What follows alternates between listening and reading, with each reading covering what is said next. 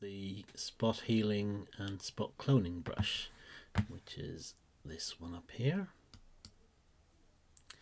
And let's say we want to remove the number 25 from this train.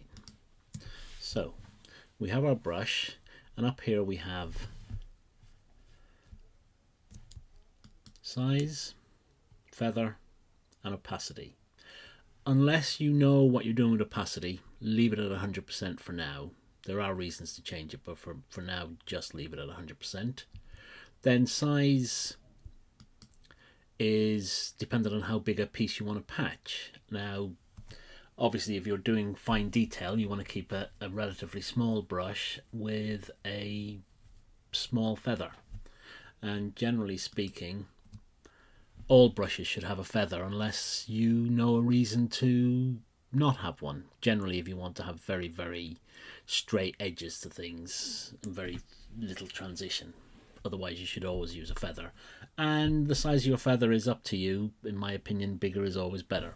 So the easiest thing to do with our brush size is put it on the screen, and you can see, can you see it below the number 25? It's like a target sign now. The inner circle being the maximum amount of effect, and then the outer circle showing you how big your feather is. And to increase the size of your brush, you can either go over to the brush panel and drag it up and down, and you will see it change live on screen, or you can leave it where it is and use the right square angle bracket to make it bigger and the left square angle bracket to make it smaller. So at the moment we're set to heal. We'll show you clone in a minute, but we're on heal at the moment. So what we're going to do is we're going to try and remove the number 25 from the front of this steam train. So, and unless you're doing quite big patches of lots and lots of detail, like you want to patch in a bit of a tree over a bit of ropey sky or something like that, then by all means take a big chunk and have at it. But for something like this, we want to work in small details, because if we go with a big brush and just do that, we end up with something like that. Can you see? This is what we're trying to fix, and this is what it thinks would fix it. Now we can obviously drag that around to somewhere more suitable, and that's not much more suitable. But can you see, because we're in heal, it's trying to blend the details together. So we're getting that ironwork appearing, but it's doing a much better job than when we were over here. What happens when we're over there? So a lot of the time Lightroom gets it pretty right. Sometimes it gets it spectacularly wrong, and you end up with patches like that. Okay, so obviously that's no good to us. So if you just hit the delete key, it gets rid of the current active pin. So we're not going to go for a big chunk like that. We're going to go for a much smaller piece. So if we start on the 5 on its own and see where we get to from there. Okay, for some reason it's suddenly liking this area of the train. I don't know why. As I say, sometimes it gets its selection spectacularly wrong. So we just have to drag this somewhere else that will start looking like the tone we want. So let's live with that. And now we're going to do the number 2. Let me just paint over that. And so it's got it from here, and we've got that big bolt stud there. So let's just take it from somewhere else just to see if we can get it to blend a little bit better. Okay, and now we'll try for the letter N.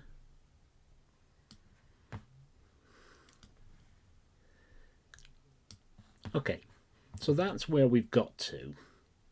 And we'll just turn it on and off so you can see what's happening.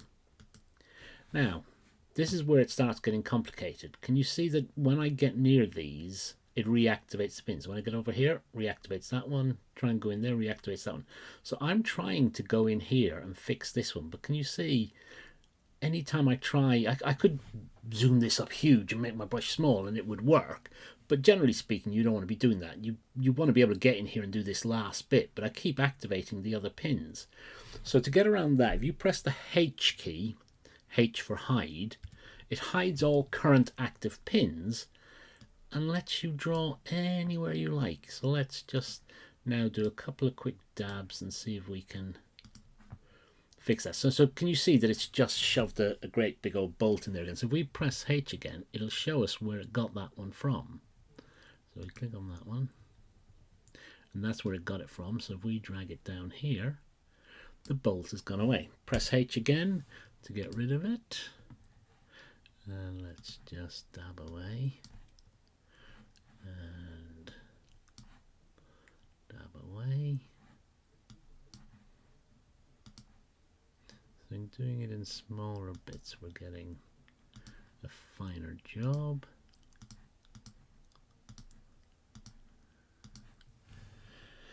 So if we now zoom out, and to zoom out on this, if you hold down this space bar, can you see that your cursor turns into a hand, and if you just click on it, it zooms out. Now, that looks pretty good from there. If we just turn it on and off, we can see, but can you also see that I did a bit of editing here? If I show you the pins involved in that, press the H key, can you see that this is a huge amount of retouching up here? Normally that amount of touching I would do in Photoshop, but I wanted to see could I do a decent job of it, so I left it there. But I won't show you that in this demonstration, it would just take too long. So let's zoom back in there. So again, holding down the space bar, press your cursor and it'll zoom into that point.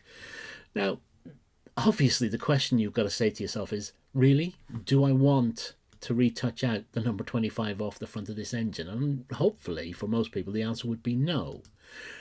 But that was a good exercise in seeing relatively how well we could get rid of it.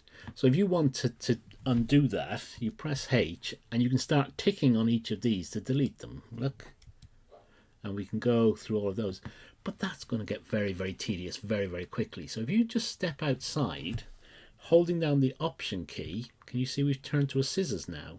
If we now just draw over all of those pins, it deletes them all in one go. So there's an example of using the spot healing. Let's go to another part of the picture and show you something else. So again, we have this fouling point, and in the picture, can you see how just that yellow blob is pulling the eye a little bit? So that's where we might want to remove it, whereas removing the number 25 was a bit pointless. So we zoom back in on there, and now again, if you try to be too greedy, let's just see if we can get rid of this in one go. Let's make it a little bit bigger. Can you see wherever we're getting it from is just, we might steal it from up there, but it's not really giving us what we want. So if we do it in more gentle strokes, so we just do a stroke there, and we'll take this back up here, get a bit of this. Now, can you see it's blending it? So if we change that to clone, can you see that it actually just copied the piece above it? So we just want to get those lines matching up. Now we do another one down here. And again, it's gone madly out of our way. Let's see if we can get this one here. And again, that's not bad, so but we're going to have to hide the pins now. And let's just do a little piece down here. And we bring the pin back and we move it around till we find something that matches like that. That looks pretty good to me. And then we'll just do a little dab there. Get that one over here again. And then we'll do H again to hide them. And H to show them, see where that came from. And let's see what that looks like. It's not too bad. It's not too bad. So we click done. Zoom back out. Oops, sorry. and we just do the before and after. So from this distance, that looks absolutely fine. So that's it for the spot healing and cloning for now. So let's just click done on that, and we'll come back with a later session to talk about selective adjustments using the adjustment brush and the radial filter. Hope you enjoyed that, and send me questions to the usual address. Thanks, bye now.